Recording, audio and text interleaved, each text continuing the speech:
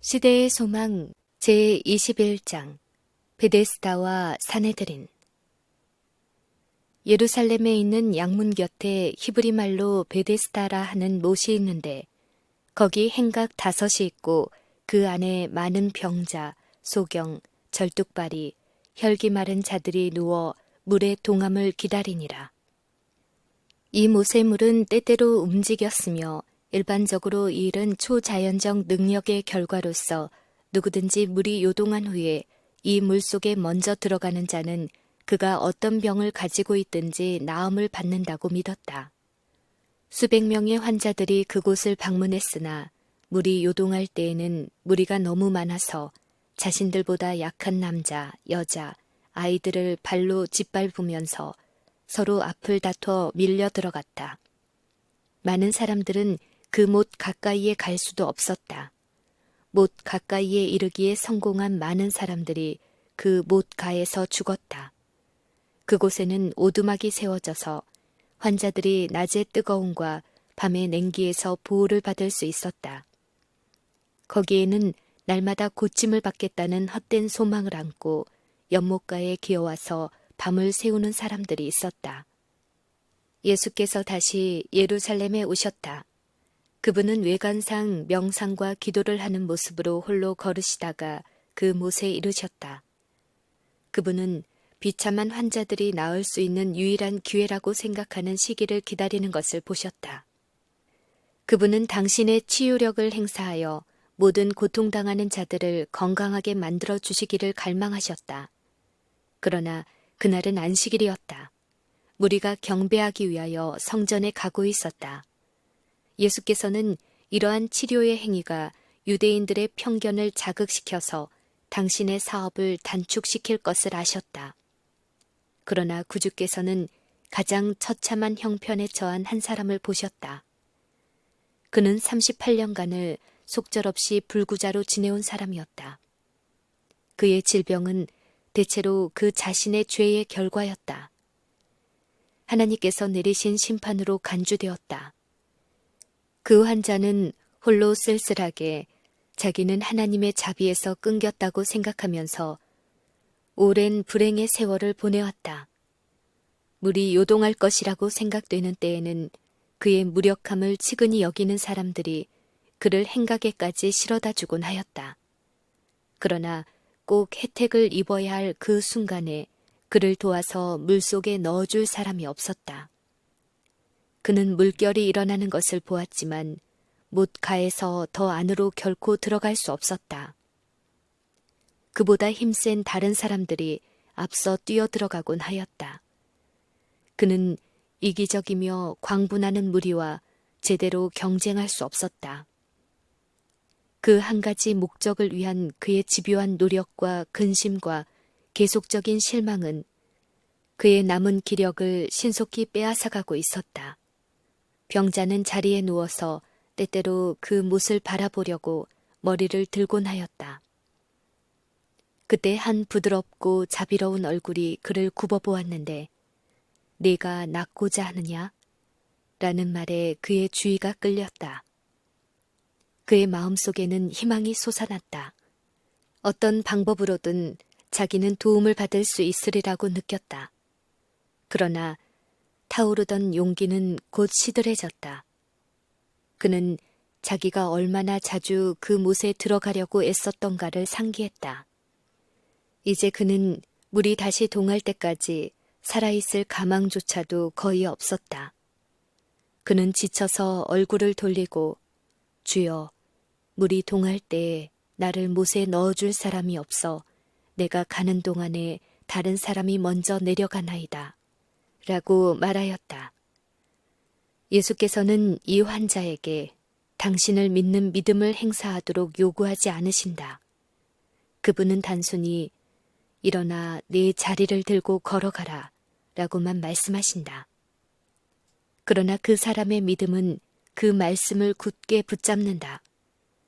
모든 신경과 근육이 새로운 생명으로 전율하고 절던 다리는 건강하게 움직인다. 그가 의심하지 않고 그리스도의 명령에 순종하기로 뜻을 정하자 그의 모든 근육이 그의 의지에 응답한다. 그는 다리로 일어서면서 자기가 활동적인 사람이 되어 있음을 느낀다. 예수께서는 하나님의 도움에 대한 아무런 보증도 그에게 주지 않으셨다. 그 사람은 멈추어 의심하여 그가 나을 수 있는 유일한 기회를 놓칠 수도 있었다. 그러나 그는 그리스도의 말씀을 믿었으며 그 말씀에 입각하여 행동하자 힘을 얻었다. 우리도 같은 믿음을 통하여 영적인 치유를 받을 수 있다. 우리는 죄로 말미암아 하나님의 생명에서 단절되었다. 우리의 영혼은 마비되어 있다.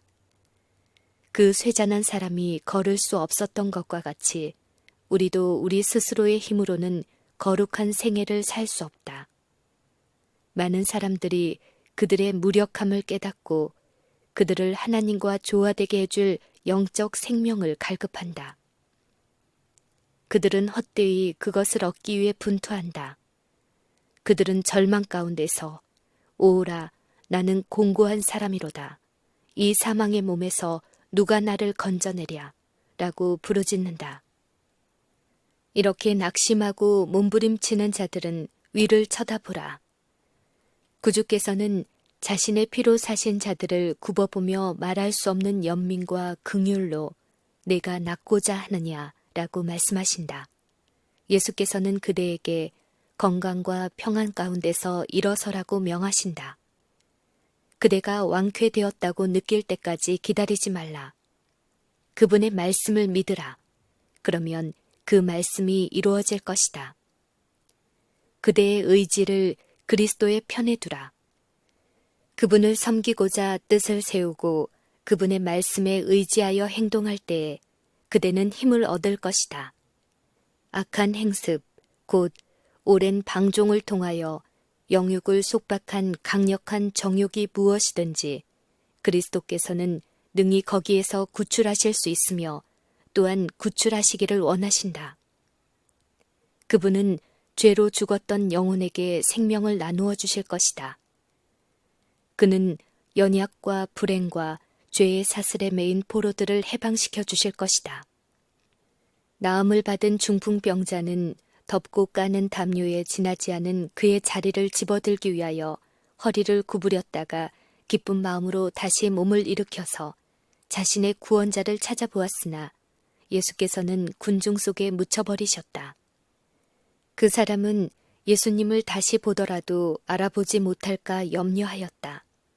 그가 하나님을 찬양하고 새로 얻은 힘을 기뻐하면서 굳세고 자유로운 발걸음으로 자기 길을 서둘러 가고 있을 때에 몇 사람의 바리새인을 만났다. 그는 즉시 그들에게 자신의 병 나은 것을 이야기하였다. 그는 그들이 자기의 이야기를 냉담하게 듣는 것을 보고 놀랐다.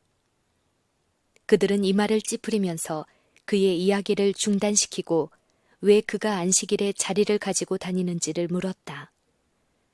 그들은 주의 날에 짐을 들고 다니는 것이 합당하지 않다는 것을 그에게 엄격히 상기시켰다. 그 사람은 기뻐서 그날이 안식일인 줄도 잊어버렸던 것이다. 그러나 그는 하나님께로부터 이러한 능력을 받으신 분의 명령을 순종한 데 대하여 하등의 가책을 느끼지 않았다. 그는 대담하게 대답하였다. 나를 낫게 한 그가 자리를 들고 걸어가라 하더라. 그들이 이를 행한 이가 누구인지 물었으나 그는 말할 수가 없었다. 이 관원들은 오직 한 분만이 이 이적을 행할 수 있다는 것을 잘 알고 있었다. 그러나 그들은 그 일을 행한 것이 예수님이라는 직접적인 증거를 잡으려고 했는데 이는 그분을 안식일을 어기는 자로 정죄하기 위해서였다. 그들의 판단에는 그분께서 안식일에 앓는 사람을 고침으로 율법을 어겼을 뿐만 아니라 그 사람에게 자리를 들고 가라고 명함으로 신성 모독죄를 범했다고 생각했다.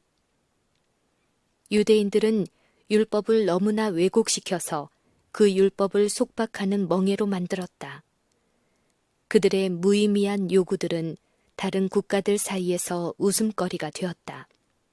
특별히 안식일은 갖은 형태의 무의미한 제한들로 둘러싸여 있었다. 안식일은 그들에게 즐거운 날도 여호와의 성일도 존귀한 날도 아니었다.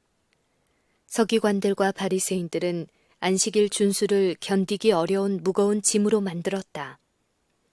유대인들은 안식일에는 불을 켜거나 심지어 촛불을 켜는 것조차 허용하지 않았다. 그 결과 사람들은 규칙상 그들 스스로 행하는 것이 금지된 많은 일들을 이방 사람에게 의존하였다. 그들은 만일 그런 행위가 죄가 된다면 다른 사람들을 고용하여 그런 일을 하게 하는 사람들도 그들 스스로 그 일을 하는 것이나 다름없이 죄가 된다는 것을 생각하지 않았다. 그들은 구원이 유대인들에게 한정되어 있으며 모든 다른 사람들의 형편은 이미 소망이 없는 까닭에 그렇게 한다고 해서 더 나빠질 리 없다고 생각했다. 그러나 하나님께서는 모든 사람이 순종할 수 없는 계명은 하나도 주지 않으셨다. 하나님의 율법은 불합리하거나 이기적인 제한을 인정하지 않는다. 예수께서 성전에서 고침을 받은 그 사람을 만났다. 그는 속죄제와 아울러 자신이 받은 큰 자비에 대한 감사제를 드리기 위하여 왔던 것이다.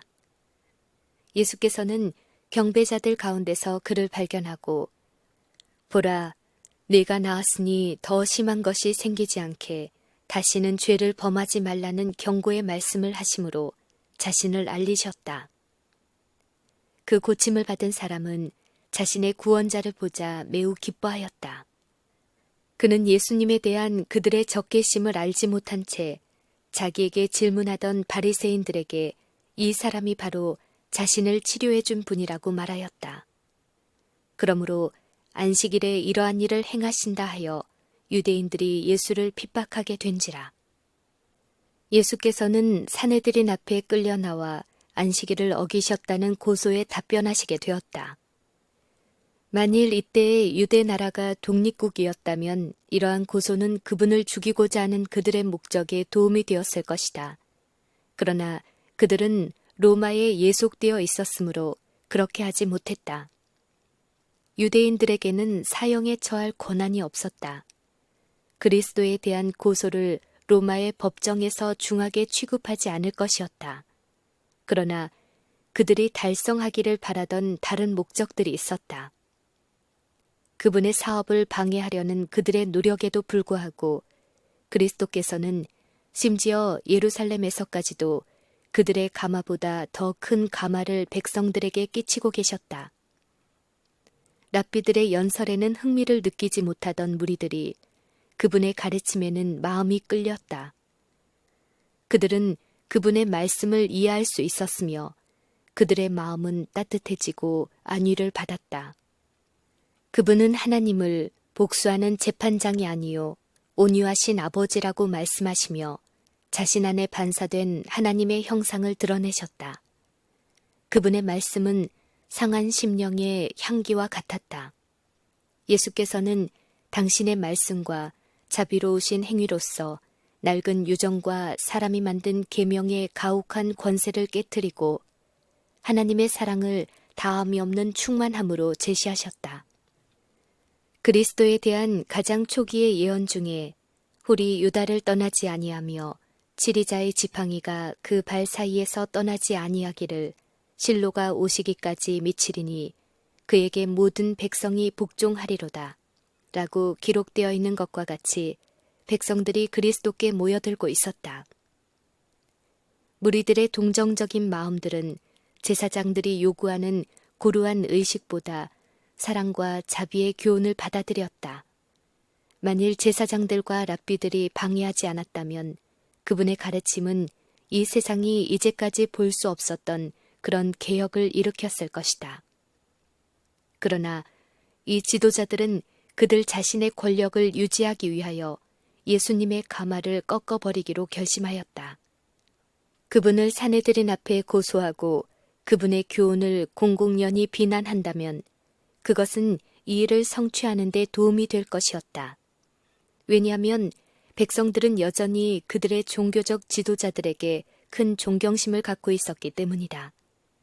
감히 랍비의 요구를 비난하거나 그들이 백성들에게 지운 짐을 덜어주려고 시도하는 사람은 누구나 신성 모독죄뿐 아니라 대역죄를 지은 것으로 간주되었다.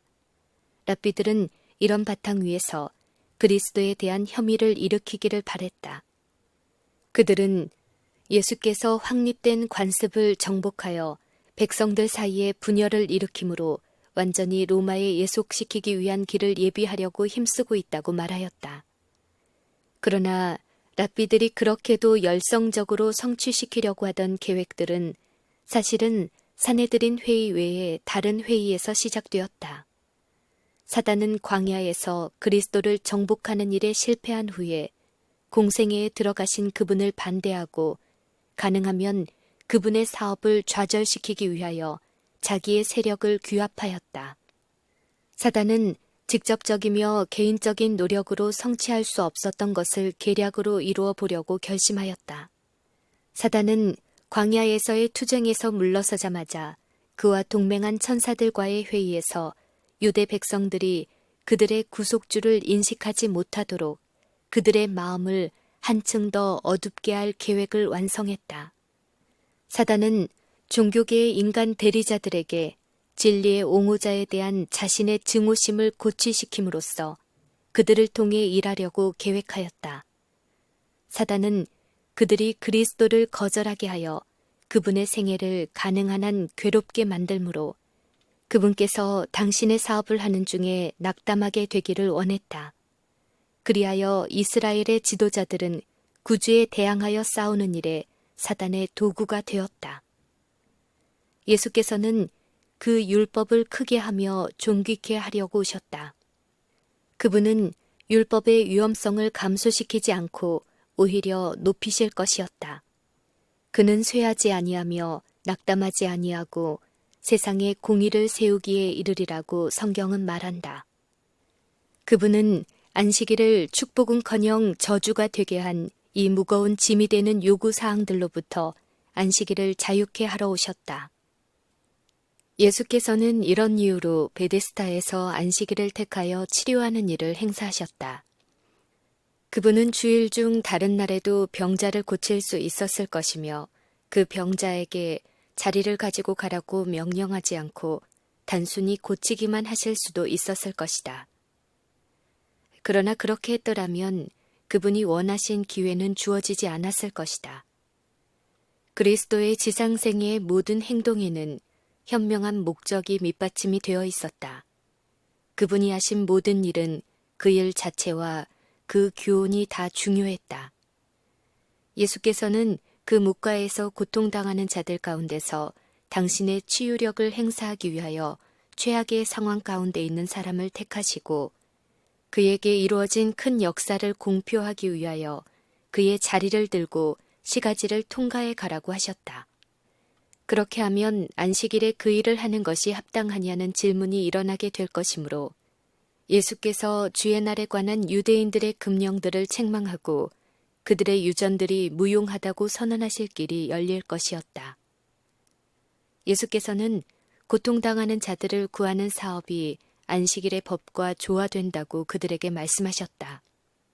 그것은 고통당하는 인류를 섬기기 위하여 하늘과 땅을 항상 오르내리고 있는 하나님의 천사들의 사업과 조화되는 것이었다. 예수께서는 내 아버지께서 이제까지 일하시니 나도 일한다고 선언하셨다. 모든 날들은 하나님의 것으로 이 날들 동안에 인류를 위하여 당신의 계획들을 수행하신다. 만일 율법에 대한 유대인들의 해석이 올바르다면 처음에 땅에 기초를 놓으신 이래로 모든 생물을 살리고 붙들기 위하여 일해온 여호와께서 잘못하신 것이다. 그렇다면 당신의 사업을 좋다고 선언하고 그 사업의 완성을 기념하기 위하여 안식일을 제정하신 하나님께서는 당신의 일을 종결하고 우주의 끊임없는 일상적인 과정을 중지시키셔야만 한다. 하나님께서 태양이 안식일에 그 직무를 수행하지 못하도록 막고 지구를 따뜻하게 하고 초목의 양분을 공급하지 못하도록 그 온화한 빗줄기를 차단하셔야 하는가? 천체들이 성일에는 종일토록 조용히 정지하여야 하는가? 하나님께서 시냇물들이 들과 숲에 물을 공급하지 못하도록 명령하고 바다의 물결이 그 쉴 줄 모르는 조수의 간만을 멈추도록 명하셔야 할까? 밀과 곡식은 자라기를 멈추고 익은 포도송이는 그 자줏빛 결실을 연기해야 하는가? 초목들은 안식일에 싹을 틔우거나 꽃을 피워서는 안 되는가? 이렇게 되면 사람들은 땅의 열매와 삶을 매력 있게 만들어주는 축복을 상실하게 될 것이다. 천연계는 변함없는 과정을 계속하여야 한다. 하나님께서는 잠시라도 당신의 손을 멈추실 수가 없는데 만일 멈추신다면 인간은 기절하여 죽을 것이다. 사람도 또한 이날에 행해야 할 일이 있다. 생활에 불가결한 일은 행해져야 하며 병자는 돌보아야 하며 공공한 자들의 필요는 공급해 주어야 한다. 안식일에 고통받는 자를 구하기를 게을리하는 자는 죄가 없지 않을 것이다. 하나님의 거룩한 안식일은 사람을 위하여 만들어졌으므로 자비로운 행위는 안식일의 의도와 완전히 조화된다. 하나님께서는 당신의 피조물들이 안식일이나 다른 어떤 날에 경감될 수 있는 고통으로 한 시간이라도 고통당하는 것을 바라지 않으신다. 하나님께 대한 요구는 다른 날보다 안식일에 한층 더 크다. 그러므로 하나님의 백성들은 그들의 일상의 직업을 떠나서 명상과 예배로 시간을 보내는 것이다. 그들은 다른 날보다도 안식일에 더욱 많은 은총을 하나님께 간구한다. 그들은 특별한 관심을 보여주시기를 하나님께 요구한다. 그들은 하나님의 가장 훌륭한 축복을 갈망한다. 하나님께서는 이러한 요구사항들을 들어주기 전에 안식일이 지나가기를 기다리지 않으신다. 하늘의 사업은 결코 중단되지 않으므로 사람들도 선한 일을 결코 중단해서는 안 된다. 안식일은 쓸모없는 무의의 시간이 되도록 의도되지 않았다. 율법은 주의 안식일에 세속적인 일을 금지하고 있다. 생계를 위한 일은 중지해야 한다. 세속적인 향락이나 이익을 위한 노동은 그날에 적법하지 않다. 그러나 하나님께서 당신의 창조하시는 역사를 쉬고 안식일에 안식하여 그날을 거룩하게 하신 것처럼 사람도 그의 일상의 일에서 떠나 이 거룩한 시간을 건전한 안식과 예배와 거룩한 행위에 바쳐야 한다. 그리스도께서 병자를 고치신 사업은 율법에 완전히 일치했다. 그 행위는 안식일을 존귀하게 했다. 예수께서는 하늘에 계신 아버지께서 하시는 사업과 동일하게 신성하고 같은 성격의 사업을 행하심에 있어서 하나님과 동등한 권리를 가지고 있다고 말씀하셨다. 그러나 바리새인들은 한층 더 격분하였다. 그들이 이해한 대로는 예수님은 율법을 어겼을 뿐만 아니라 하나님을 자기의 친아버지라 부름으로써 자신이 하나님과 동등되다고 선언하신 것이었다. 유대 백성 전체가 하나님을 그들의 아버지라 불렀다. 그러므로 그리스도께서 당신 자신을 하나님과 동일한 관계 속에 두신다고 해서 그처럼 격노할 필요는 없었던 것이다. 그러나 그들은 예수께서 하나님을 모독하였다고 비난함으로써 그분이 최고의 의미에서 이 주장을 하신 것으로 이해하고 있음을 보여주었다. 이 그리스도의 대적들은 그분이 그들의 양심에 깊이 확신시켜 주신 진리를 꺾을 만한 논증을 제시할 수 없었다. 그들은 단지 그들의 관습과 유전을 인용할 수 있을 뿐이었으며 이런 논증들은 예수께서 하나님의 말씀과 끊임없는 자연의 순환에서 끌어내신 논증과 비교할 때 빈약하고 맥없어 보였다. 랍비들이 빛을 받고자 하는 욕망을 조금이라도 느꼈었더라면 그들은 예수께서 진리를 말씀하고 계심을 확신하였을 것이다. 그러나 그들은 예수께서 안식일에 대하여 말씀하신 요점들은 회피하고 예수께서 하나님과 동등하다고 주장하셨기 때문에 그분에 대항하여 분노를 일으키려고 했다. 관원들의 분노에는 한도가 없었다. 백성들을 두려워하지 않았다면 제사장들과 랍비들은 예수님을 그 자리에서 죽였을 것이다. 그러나 백성들이 예수님을 좋아하는 감정은 강하였다. 많은 사람들이 그들의 질병을 고치고 그들의 슬픔을 위로하시던 예수님을 친구로 인정하였으며 예수께서 베데스다에서 그 고통당하는 자를 고치신 것을 정당하게 생각했다. 그러므로 지도자들은 얼마 동안은 증오심을 억제할 수밖에 없었다. 예수께서는 하나님을 모독하였다는 비난을 반박하셨다. 예수께서는 너희가 나를 비난하고 있는 그 사업을 내가 행할 수 있는 권위는 곧 내가 하나님의 아들이요 본성과 의지와 목적에 있어서 하나님과 하나이기 때문이다. 모든 창조 사업과 섭리에 내가 하나님과 협력하고 있다고 말씀하셨다. 아들이 아버지의 하시는 일을 보지 않고는 아무것도 스스로 할 수 없나니 라고 말씀하셨다.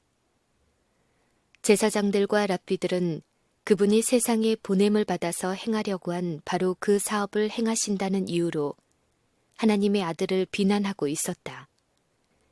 그들은 죄를 지음으로 말미암아 그들 자신들을 하나님에게서 분리시켰으며 자만하는 가운데 그리스도와 관계없이 행동하고 있었다. 그들은 범사에 자신들이 부유하다고 생각하고 그들의 행동을 지도해줄 보다 고상한 지혜의 필요성을 인식하지 못했다. 그러나 하나님의 아들은 아버지의 뜻에 복종하고 그분의 능력에 의존하셨다. 그리스도께서는 자신을 완전히 비우셨으므로 자신을 위한 계획을 세우지 않으셨다. 그리스도께서는 당신을 위한 하나님의 계획을 받아들이셨고 아버지께서는 날마다 당신의 계획을 공개하셨다. 그와 같이 우리도 하나님을 의지함으로 우리의 생애가 단순히 그분의 뜻을 이행하는 생애가 되도록 해야 한다. 모세가 하나님의 거처로서 성소를 지으려고 할 때 산에서 그에게 보여준 식양대로 모든 것을 만들라는 지시를 받았다. 모세는 하나님의 사업을 하고자 하는 열성이 충만했다. 재간과 기술이 가장 뛰어난 사람들이 모세가 지시한 것을 수행하도록 준비되었다. 그러나 그는 자기에게 보여준 모형을 따르지 않고는 방울, 석류, 장식, 술, 휘장, 그리고 성소의 어떤 기명들도 만들어서는 안 되었다. 하나님께서는 모세를 산으로 불러서 그에게 하늘의 것들을 보여주셨다. 여호와께서 당신의 영광으로 모세를 덮으신 것은 그가 모형을 볼 수 있도록 하기 위함이었다. 그 모형에 따라 모든 것이 만들어졌다.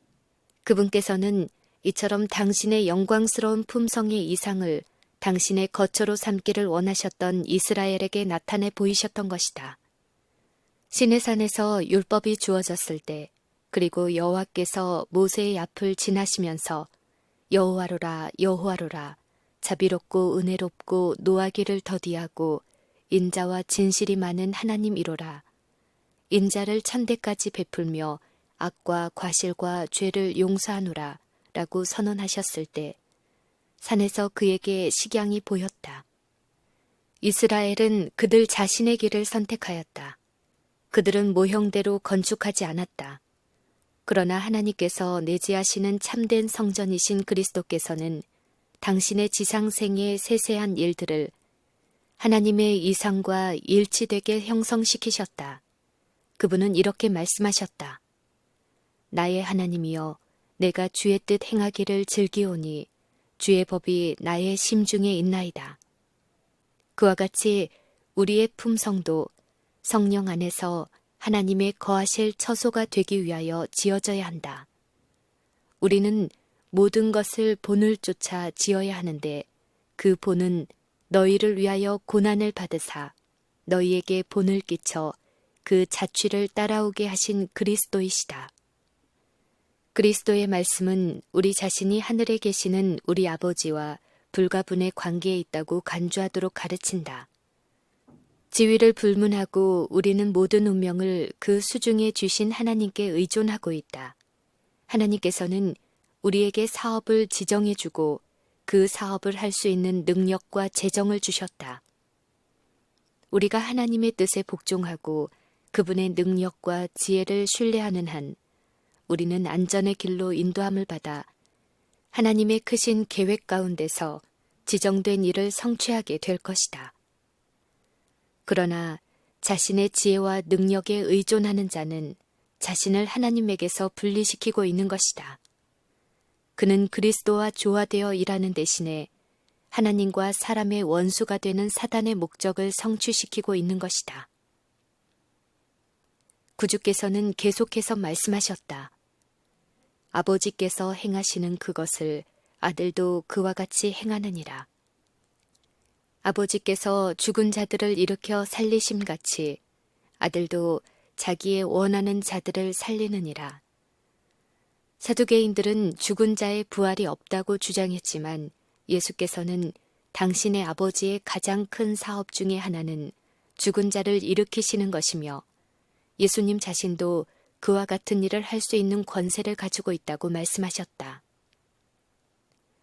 죽은 자들이 하나님의 음성을 들을 때가 오나니 곧 이때라. 듣는 자는 살아나리라. 바리새인들은 죽은 자의 부활을 믿었다. 그리스도께서는 지금이라도 죽은 자에게 생명을 주는 능력이 그들 가운데 있어서 그들이 그 권세의 나타남을 보게 될 것이라고 선언하신다. 이 동일한 부활의 권세는 허물과 죄로 죽었던 영혼에게 생명을 가져다 주는 그 권세이다. 그리스도 예수 안에 있는 그 생명의 성령, 곧 부활의 권능이 죄와 사망의 법에서 사람들을 해방시킨다. 악의 권세는 깨트려지고 믿음으로 말미암아 그 영혼은 죄로부터 보호함을 받는다. 그리스도의 성령에게 마음을 여는 자는 자기 몸을 무덤에서 일으켜줄 전능한 권능에 참여하는 자가 된다. 겸손한 나사렛 사람은 당신의 참되신 고결성을 주장하신다. 그분은 인류보다 뛰어난 자로 죄와 수치의 옷을 벗어던지고 천사들의 존경을 받는 자요 하나님의 아들이요 우주의 창조주와 하나가 되는 분임을 드러내신다. 예수님의 말씀을 듣던 자들은 망연해진다. 이제까지 그분처럼 말하는 자가 없었으며 자신에 대하여 그와 같이 왕 같은 위엄을 가지고 말한 사람이 없었다. 당신의 사명과 세상의 의무를 완전하게 선언하는 그분의 말씀은 분명하고 확실하다. 아버지께서 아무도 심판하지 아니하시고 심판을 다 아들에게 맡기셨으니 이는 모든 사람으로 아버지를 공경하는 것 같이 아들을 공경하게 하려 하심이라. 아들을 공경치 아니하는 자는 그를 보내신 아버지를 공경치 아니하느니라. 아버지께서 자기 속에 생명이 있음같이 아들에게도 생명을 주어 그 속에 있게 하셨고 또 인자됨을 인하여 심판하는 권세를 주셨느니라. 제사장들과 관원들은 그리스도의 사업을 정죄하는 재판관으로 자처하였지만 예수께서는 당신 자신이 그들의 심판자요 온 지상의 심판자이심을 선언하셨다. 세상은 그리스도에게 위탁되었으며 하나님에게서 오는 모든 축복은 그리스도를 통하여 타락한 인류에게 전달되었다. 그분은 성육신 후에도 구속주이셨던 것처럼 그전에도 그러하셨다. 죄가 생기자마자 구주가 계셨다. 그분은 모든 사람에게 빛과 생명을 주셨으므로 각 사람은 주어진 빛의 분량에 따라서 심판을 받게 될 것이다. 그리고 빛을 주신 그분, 가장 부드러운 탄원으로 영혼을 돌보고 그를 죄에서 돌이켜 성결로 이끌려고 하신 그분이 또한 그 영혼의 대언자요 심판자이시다. 하늘에서 대쟁투가 벌어진 때로부터 사단은 기만으로 그의 사업을 유지시켜 왔으며 그리스도께서는 사단의 괴계를 드러내고 그의 권세를 깨트리기 위하여 일해오셨다. 기만자 사단을 대항하고 각 시대를 통하여 사단의 수중에서 포로된 자들을 빼앗아내려고 애쓰셨으며 장차 각 사람을 심판하실 분은 그리스도이시다. 하나님께서 또 인자됨을 인하여 심판하는 권세를 주셨다. 그리스도께서는 인간의 고통과 시험의 모든 찢기를 맛보았으며 사람의 연약함과 죄를 이해하시기 때문에 우리를 위하여 사단의 유혹을 당당하게 대항하셨고 자신의 피를 쏟아 구원하려고 한 영혼들을 공정하고 친절하게 대하실 것이기 때문에 인자가 심판하도록 지명된다. 그러나 그리스도의 사명은 심판을 위한 것이 아니라 구원하시는 것이었다. 하나님이 그 아들을 세상에 보내신 것은 세상을 심판하려 하심이 아니요 저로 말미암아 세상이 구원을 얻게 하려 하심이니라. 그리고 사내들인 앞에서 예수께서는 내 말을 듣고 또 나 보내신 이를 믿는 자는 영생을 얻었고 심판에 이르지 아니하나니 사망에서 생명으로 옮겼느니라 라고 말씀하셨다.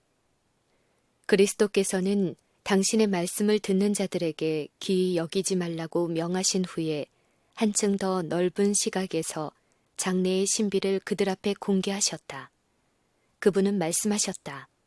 무덤 속에 있는 자가 다 그의 음성을 들을 때가 오나니 선한 일을 행한 자는 생명의 부활로 악한 일을 행한 자는 심판의 부활로 나오리라. 이 장래의 생명에 대한 보증은 곧 이스라엘이 그토록 오랫동안 기대해 왔었던 것으로서 그들은 메시아께서 강림하실 때 받기를 바랬다. 무덤의 암흑을 환히 비칠 수 있는 유일한 빛이 그들에게 비치고 있었다. 그러나 그들의 고집은 맹목적이었다. 예수께서 랍비들의 유전을 깨트리고 그들의 권위를 무시하셨으므로 그들은 믿으려고 하지 않았다. 시간, 장소, 기회, 의회의 편만한 강렬한 감정 등 이러한 모든 것들이 합쳐져서 사내들인 앞에서 하신 예수님의 말씀을 더욱 인상적인 것으로 만들었다. 국가의 최고 종교 당국자들이 자신을 이스라엘의 회복자라고 선언하신 그분의 목숨을 노리고 있었다. 안식일에 주께서 지상의 법정에서 안식일의 율법을 범하였다는 비난에 답변하시게 되었다. 예수께서 그처럼 두려움 없이 당신의 사명을 선포하셨을 때 그분의 비판자들은 놀람과 분노로 예수님을 쳐다보았다. 그러나 예수님의 말씀을 논박할 수 없었다. 그들은 그분을 정죄할 수 없었다. 예수께서는 제사장들과 랍비들이 자기에게 질문을 하거나 당신의 사업을 방해할 권리를 가지고 있지 않다고 말씀하셨다. 그들은 그러한 권위를 부여받지 않았다. 그들의 주장은 그들 자신의 교만과 오만에 기초를 둔 것이었다. 예수께서는 죄가 있다는 그들의 비난을 인정하거나 그들에게 신문을 받는 것을 거절하셨다. 그들이 당신을 고소한 행동에 대해 사과하거나 그 행위의 목적을 설명하는 대신에 예수께서는 관원들을 대적하여 피고인에서 고소자가 되셨다. 예수께서는 그들의 마음의 강팍함과 성경에 대한 무지에 대하여 그들을 책망하셨다. 예수께서는 그들이 하나님께서 보내신 당신을 거절한 까닭에 하나님의 말씀을 거절했다고 말씀하셨다. 너희가 성경에서 영생을 얻는 줄 생각하고 성경을 상고하거니와 이 성경이 곧 내게 대하여 증거하는 것이로다. 역사나 교훈이나 예언을 막론한 구약 성경의 모든 페이지는 하나님의 아들의 영광으로 빛나고 있다. 유대교의 전체 제도는 하늘에 정하신 것이었으므로 그것은 복음에 대한 압축된 예언이었다. 그리스도에 대하여 모든 선지자도 증거하였다. 아담에게 주어진 약속으로부터 부조의 혈통과 법률적인 제도에 이르기까지 하늘의 영광스러운 빛이 구주의 발자취를 명료하게 나타내었다. 선견자들은 장래의 일들이 신비로운 행렬이 되어 그들 앞에 스쳐 지나갈 때 베들레헴의 별, 곧 장차 오실 실로를 보았다. 모든 희생 제물에서 그리스도의 죽으심이 보여졌다. 모든 향연에서 그분의 의가 올라갔다. 매 희년의 나팔 소리로 말미암아 그리스도의 이름이 울렸다. 지성소의 장엄한 신비 속에 그분의 영광이 거하였다. 유대인들은 성경을 소유하고 있었다. 그들은 그 말씀을 피상적으로밖에 알고 있지 못하면서 자신들은 영생을 얻었다고 생각하였다. 그러나 예수께서는 그 말씀이 너희 속에 거하지 아니한다고 말씀하셨다. 말씀 가운데 나타난 그리스도를 거절함으로 그들은 그분 자신을 거절하였다. 너희가 영생을 얻기 위하여 내게 오기를 원하지 아니하는도다. 유대의 지도자들은 메시아의 왕국에 관한 선지자들의 교훈을 연구하였으나 그것은 진리를 알고자 하는 신실한 욕망을 가지고 한 것이 아니라 그들의 야심을 뒷받침해주는 증거를 찾을 목적으로 연구한 것이었다. 그리스도께서 그들의 기대에 어긋나는 모양으로 오셨을 때 그들은 그분을 받아들이려 하지 않았다. 그들은 자신들을 합리화하기 위하여 그분이 기만자라는 것을 입증하려고 힘썼다. 그들이 일단 이 길에 발을 들여놓았을 때 사단이 그리스도에 대한 그들의 반대를 북돋아주는 것은 쉬운 일이었다. 그분의 신성의 증거로 마땅히 받아들였어야 할 그 말씀까지도 그분을 대적하는 말씀으로 해석되었다. 이와 같이 그들은 하나님의 진리를 거짓으로 바꾸었으므로 구주께서 당신의 자비로운 역사로 그들에게 직접적으로 말씀하실수록 그들은 빛을 더욱더 저항하기로 결심하였다. 예수께서는 나는 사람에게 영광을 취하지 아니하노라고 말씀하셨다. 예수께서 바라셨던 것은 사내들인의 영향도 그들의 인정도 아니었다. 예수께서는 그들의 인정을 받음으로 아무런 영광도 받으실 수 없었다. 예수께서는 하늘의 영광과 권위를 부여받으셨다.